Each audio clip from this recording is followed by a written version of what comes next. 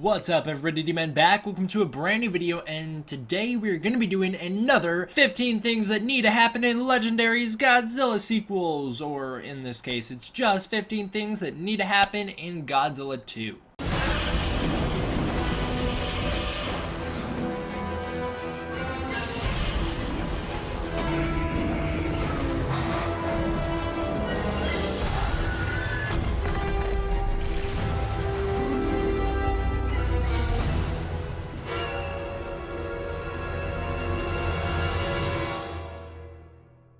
Now, every year I try, that's the key word, try, I try to do a 15 things that need to happen in Godzilla 2 on June 23rd, because I started this tradition back in 2015. Hello, anybody who is watching this. I would say everybody, but I'm a pretty unknown channel. That doesn't bother me too much. Whatever. And up until now, I did not miss that reunion date, or whatever you want to call it. This year, I completely forgot that I was supposed to do that. So here we are, now on June 29th when I'm recording this, trying to make up for that. So I'll start out by reading the previous list for you guys so you can see what I was thinking all the way from 2015 till now. There were some carryover things from different lists. A lot of elements from the previous lists I still agree with. There are some things that I have differing feelings on, or I'm indifferent on.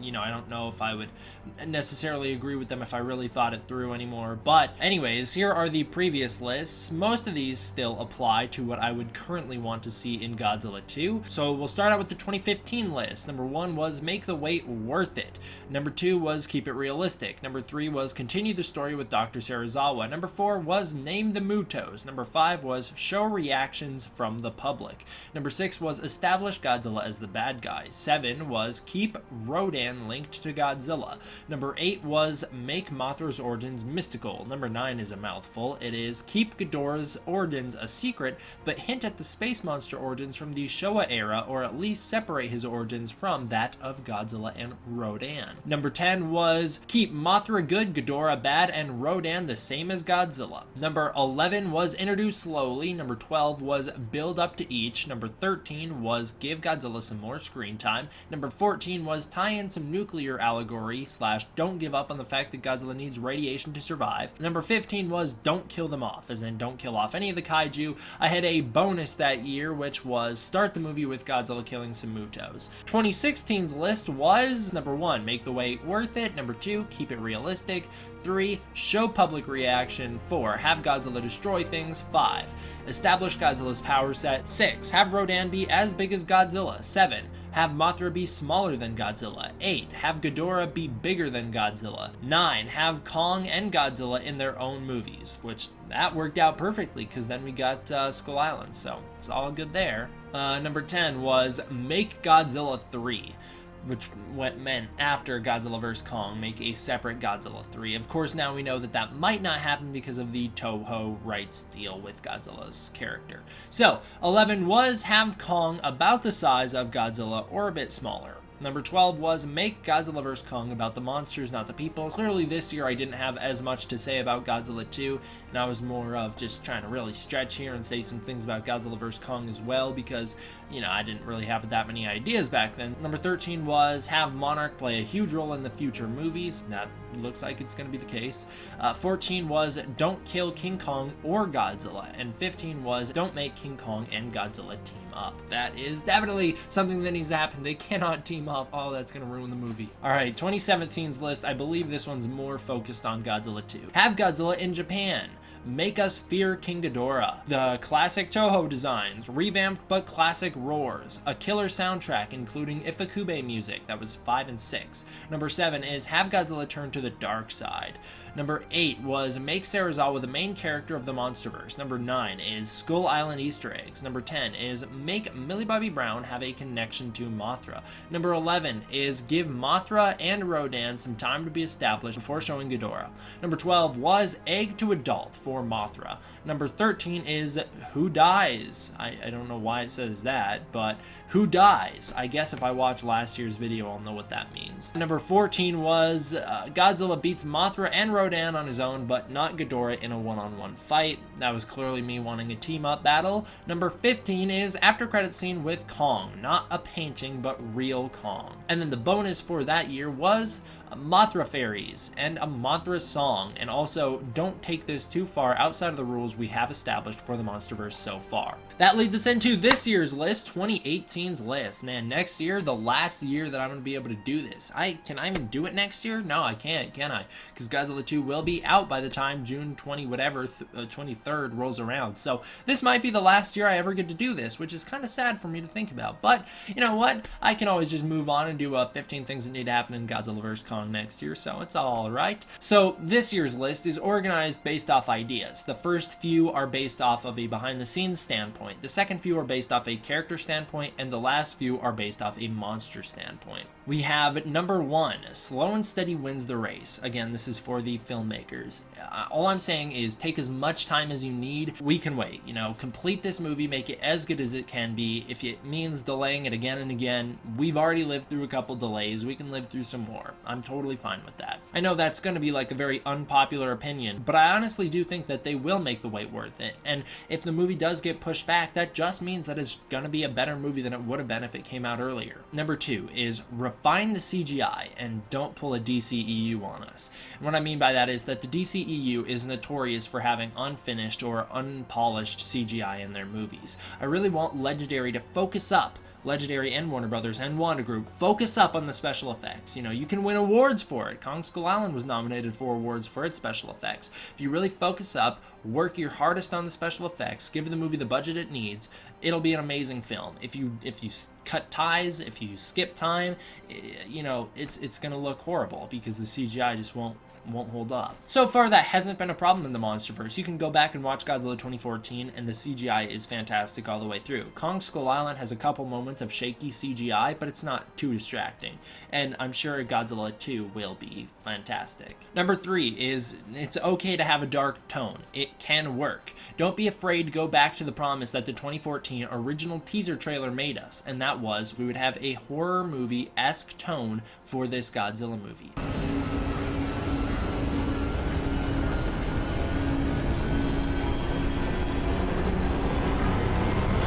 I still think that can work, even in a big movie with a lot of monster brawls. And I think you can do that in this movie, specifically with Ghidorah. I think if you were to focus up on Ghidorah, give him some real attention and care, you could really make him terrifying. GMK has a lot of really scary imagery with Ghidorah when he's frozen in ice. We're getting another frozen in ice Ghidorah, so we could get a lot of that scary imagery back, and if we have Ghidorah handled well, it could be a very terrifying scene, any scene that he's on screen. Number 4 is the soundtrack should include Alexander Desplat's Godzilla theme and the original Ifukube Godzilla music. We know that Legendary, at least at one point, had the rights to that music because they used it in Ready Player One. They used the Ifukube Godzilla theme when Mechagodzilla shows up. Mechagodzilla! If you keep that up, I think that'll be fantastic. I would love to see Godzilla's grand entrance in this movie or his victorious battle with Ghidorah when he finally emerges on top. I would love to hear that Ifukube music swell up. It'd be amazing. Number 5 is keep it simple. And I'm talking in terms of plot here. We don't need another Ghidorah the three-headed monster level plot. There doesn't need to be 6 different assassination attempts going on with all this layered stuff about aliens and people from Venus and princesses and protecting the princess and they're all the same person. We don't need that, alright? Just keep it simple.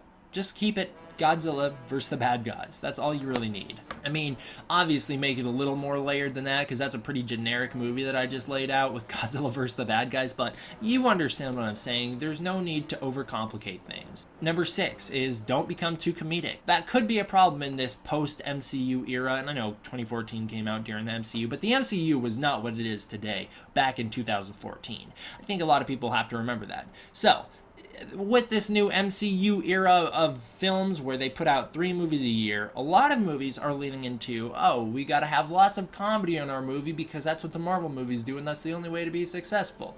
You know, we see it time and time again with, you know, Star Wars franchise. That's a big example of taking the MCU's notes and taking the wrong notes from those movies. So if you lean towards the comedy with this new Godzilla movie, you're gonna fall flat because it's not meant for MCU type comedies. So if you keep it more serious, more grounded, that'll be much better for Godzilla. Kong, it works a little bit more with Kong because Kong's always been more whimsical. So having a little bit of that MCU comedy in Kong Skull Island, that didn't distract from the film too much. And I think you can do it again in the future with Kong in a solo Kong movie, not necessarily Godzilla vs. Kong. But if you think about the great Godzilla movies, rarely are they the ones with too much humor in them.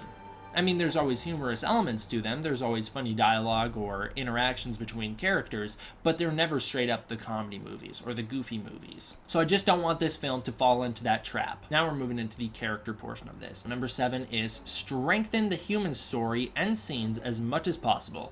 After we've been hearing these first reviews coming out for the movie, we have heard that the human scenes in this movie drag a little bit and they are a little bit boring, which, you know, it's a monster movie. Some people just want to see the monsters, so some people are automatically turned off to human scenes in general, meaning you have to take everything with a little bit of a grain of salt. But if these complaints do have some sort of valid criticism to them, I think they really do have to go back, do some more reshoots, make those human scenes as interesting as possible, and make us care about these characters. And that leads us to the number 8 topic, which is make the Russells, I think that's what they're called, make them as likable as possible. If you don't know who those are, I don't blame you. The movie's not out yet, and those aren't even 100% confirmed to be their character names. Those are the characters played by Vera Farmiga, Kyle Chandler, and Millie Bobby Brown. That's their family's last name. If they're going to be the leading family for this movie, and we already know that Kyle Chandler and Millie Bobby Brown are in talks to return as the leads for Godzilla vs. Kong, we're going to want them to be likable. We're going to have some reason to root for them. So what I'm saying is if you really focus up on this human stuff, you go over it a couple more times, I think that having a solid human cast will only do wonders for the film. No one ever watches a Godzilla movie with a good human cast and says, oh man, that cast was so good, I hated it. Because that just doesn't happen. That doesn't happen in any movie. You never watch a movie and go, I didn't like that these characters were likable. I didn't like that I enjoyed watching them on screen. That just doesn't happen. Number 9 is a little bit of a reaction on my part to some of the rumors that we are going to be having Charles Dance as a human villain in this movie. So my number 9 suggestion is don't let the human villains overshadow the monsters, because that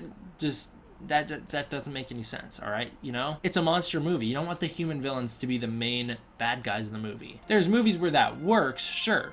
Those movies where the bad guys are in control of the monsters, but this is the Monsterverse, and in the Monsterverse, from what we've seen so far, you can't control the monsters, and I don't want them to start now, because that's just silly. So don't let the human villains overshadow the monsters. If they really are going to be terrorists attacking Monarch, that's fine, but don't have them be the main focus. Don't have, during the fight scene with Godzilla and Ghidorah, constant cuts to the action with, oh my god, the human villain, is he gonna win or not? Because at the end of the day, we know he's not gonna win. He's the human villain. Since when has the human villain ever won in one of these movies? And you could say, when has the Kaiju villain ever won in these movies? But it happens all the time.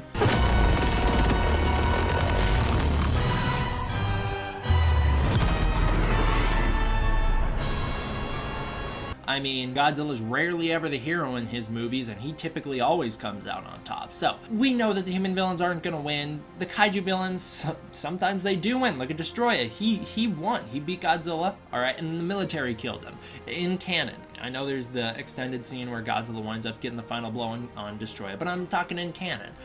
Destroya gets killed by the military because he was too powerful for Godzilla. So make sure that the human storyline, the human villains, don't overshadow the monster storyline and the monster villains. Now we're into the Kaiju Suggestions. Number 10 is make Godzilla intelligent. No one wants to watch a big, brooding, dumb Godzilla. You know, we already saw that. It's pretty cool. I love Mothra Godzilla, and he's pretty dumb in that movie. But in this new modern day, it wouldn't work. If we have a big, dumb Godzilla on screen, it won't work. So we need him to be smart. We need need him to know what's up, and he needs to be intelligent enough to fight Kong, because Kong from Skull Island, he was smart. He was using, you know, like the propeller on the boat or whatever it's called. He was using that, the anchor, I don't know what it was. Was it a propeller? I think it was, I can't remember. He was using that as a weapon. He was using trees as like baseball bats, so Kong's smart. He knows how to fight, and that will give him the advantage in a fight with Godzilla if Godzilla's dumb, but I think if you make Godzilla smart, you could have a much more interesting fight going on. And so far, from what we've seen,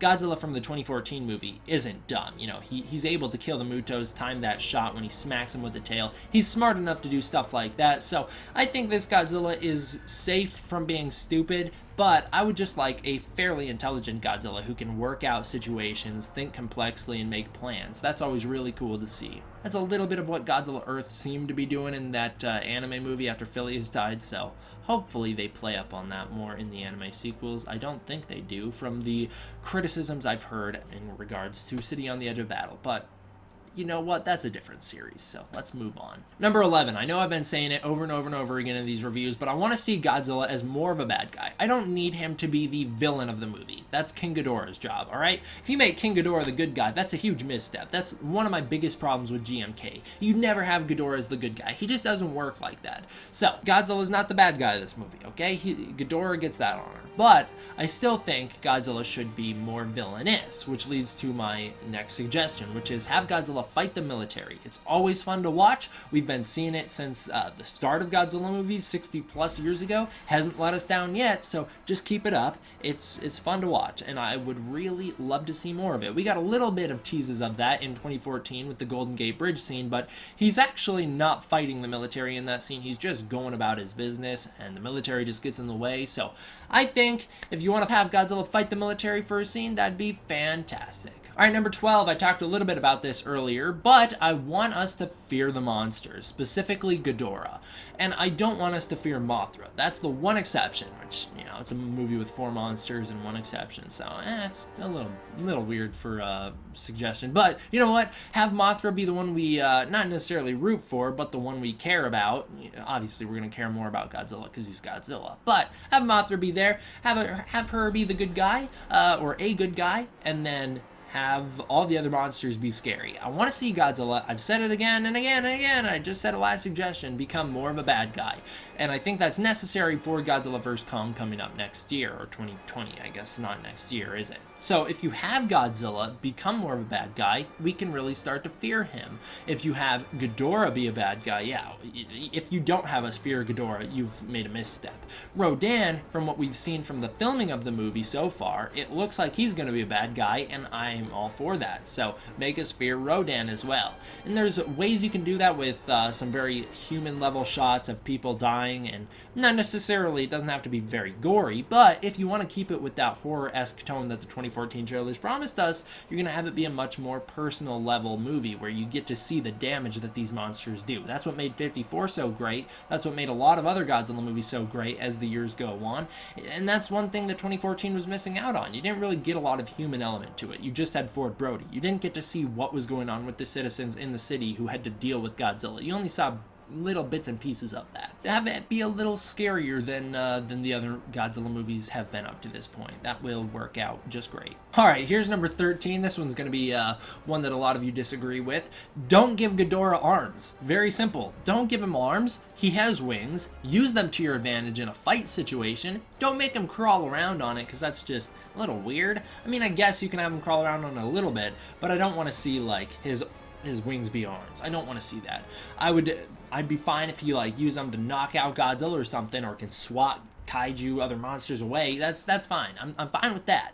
I don't want to see arms like coming out of Ghidorah's chest region along with the wings. That's a bit weird. And I know a lot of you guys have been advocating for a Ghidorah with arms, but look at the lamest Ghidorahs. We have Des Ghidorah, and we also have Kaiser Ghidorah. And what do they have? They have arms. Let's not have arms on our Ghidorah. It doesn't look like we're going to be getting any from the Kong Skull Island post-credit scene, which I'm very happy about, but just want to re-emphasize this fact here. Don't give Ghidorah arms. He has wings. You can use them however you want, except if you're going to have him crawl around on all fours, because that's a little weird.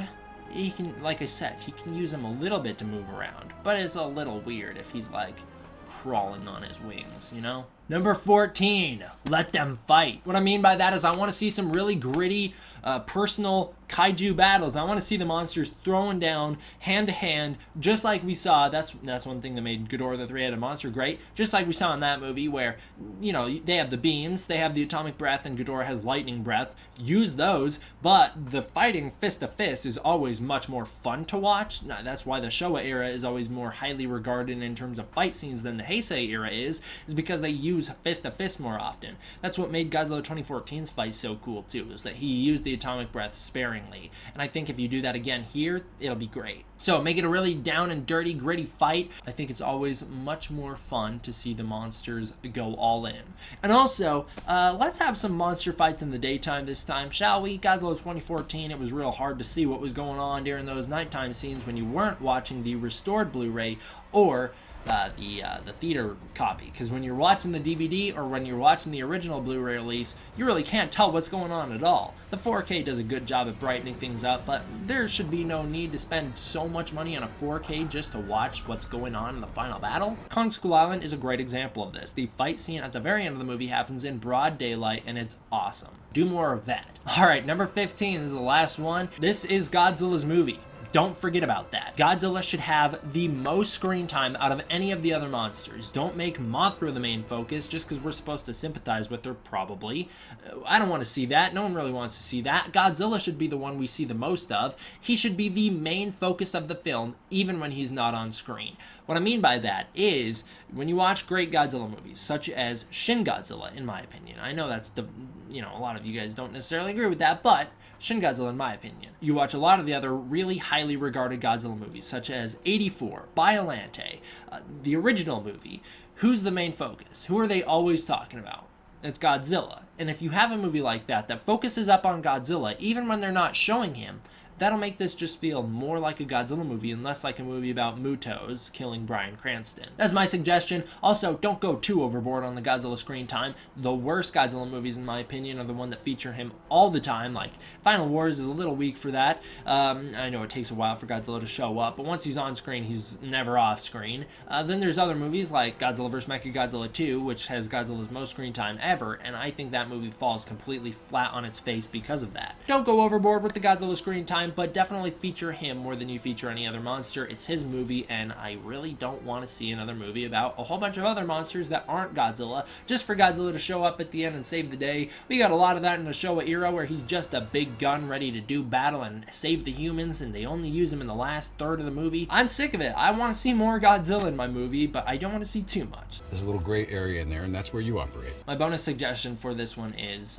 you can use one of these 3 great composers for the movie, and it'll be awesome. There's other composers that you can, throw in here that'll do a great job with this film, but here would be my top 3 picks for the composers, probably in order too. So you have Alexander Desplat. If you have him back, you have a much more concise tone for the series, because if you have a returning composer, it just makes everything feel real neat and nice. You can have the reoccurring themes, and it'll blend perfectly. You see one of the big problems with Pacific Rim Uprising, and that was the score just didn't feel like Pacific Rim because it had very little to do with the original Pacific Rim theme song and all those cool soundtrack scores. So if you have a returning composer, like what could have happened with Pacific Rim Uprising, it will make everything feel much more nice and neat. Also, you can always bring back Henry Jackman. He did Kong Skull Island, so he's already had his feet in the MonsterVerse, which also would help make the movies feel a little more concise. That would make Godzilla 2014 the outlier in that case. Nothing wrong with that, I guess, because that has a fantastic score too. I just, make sure you use that original 2014 theme song. But Henry Jackman will do a great job. He was fantastic with Kong Skull Island. Another great suggestion, in my opinion, is Alan Silvestri. He's a little bit of an offshoot because he hasn't worked on the MonsterVerse before, but his work on movies such as The Avengers, Infinity War especially, I think that has a fantastic soundtrack, and Ready Player One shows that he can totally nail these movies, these big sci-fi movies. Of course, he did Back to the Future 2, which is one of my favorite soundtracks ever as well, so I think Alan Silvestri's a safe pick. He also did a great job with Ifukube's Godzilla theme in Ready Player One, so we know he can handle that aspect of it, and I'd be open to hearing more from him in the MonsterVerse. Another suggestion that you could go with is James Newton Howard. He is always great great for picking powerful and emotional music that typically involves King Kong. You know, when I hear King Kong and when I think of King Kong's theme song, I think of his music from 2005. So you can always keep him in your back pocket for Godzilla vs. Kong. I don't necessarily think he would kill it with a Godzilla solo movie, but I think his music with King Kong is iconic enough to where if he came back and worked on Godzilla vs. Kong and used some of those original 2005 themes, it would make everything feel really nostalgic and awesome. But for the most part, I pick Henry Jackman and Alexander Desplat to do the music for the MonsterVerse. And also, if it feels like I'm bossing people around in this video, I'm sorry. It's just a suggestion video. I know they're probably not going to listen to any of my suggestions anyway, so it's not like you have to get offended by the fact that I'm being loud and trying to make the video entertaining, not talking so low and boring like I did the first time when I did one of these. Anyways, I don't know, guys. Thank you all for watching. I hope you enjoyed. Definitely go check out my previous lists that I've done in the past so that you can hear all my thoughts from 2015 till now. That does it for this one, guys. thank you all. D-Man. Out.